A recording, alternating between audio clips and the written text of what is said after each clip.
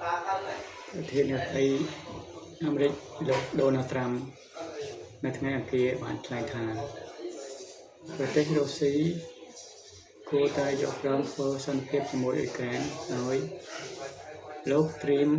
ខ្លួនជាស្រេចក្នុងការជួយសម្របសម្រួលការលើកឡើងនេះធ្វើឡើងបន្ទាប់ពីមេដឹកនាំក្រុម G7 បានជួបប្រជុំជាមួយប្រធានាធិបតីអ៊ុយក្រែនលោក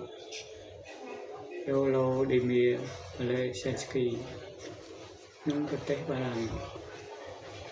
នេះបើតាមការចេញផ្សាយដោយទីភ្នាក់ងារសារព័ត៌មាន Reuters លោកត្រាំបានធ្វើដំណើរមកដល់កិច្ចប្រជុំកំពូល G7 ក្នុងប្រទេសបារាំងជាមួយនឹងសមិទ្ធផលនៃកិច្ចប្រឹងប្រែងបន្ទាប់ពីបញ្ចប់សង្គ្រាមនៅអ៊ីរ៉ង់និងបានបង្វែរការយកចិត្តទុកដាក់សារជាថ្មីមកលើចំនួននៅអ៊ុយក្រែនដោយលោកបានហៅចំនួនជាមួយលោកសេឡែនស្គីថាមានភាពល្អប្រសើរណាស់ក្នុងចំណុចនោះលោកលេឡែនស្គីនិងមេដឹកនាំអឺរ៉ុបបានព្យាយាមមកចុះបញ្ចូលលោកត្រាំថាស្ថានភាពយោធាអ៊ុយក្រែនកំពុងមានភាពល្អប្រសើរដែលទីការគ្រប់គ្រងបន្ថែមដើម្បីបង្កើតព្រៀប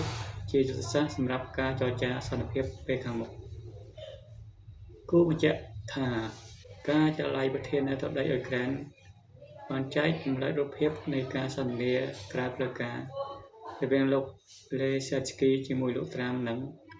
រដ្ឋមន្ត្រីការបរទេសអាមេរិកលោកម៉ាកូរ៉ូប៊ីយ៉ូមុនពេលជំនុំផ្លូវការទ្វេភាគីរវាងប្រមុខរដ្ឋទាំងពីរឆ្លើយតបនឹងសំណួរអ្នកសារព័ត៌មាន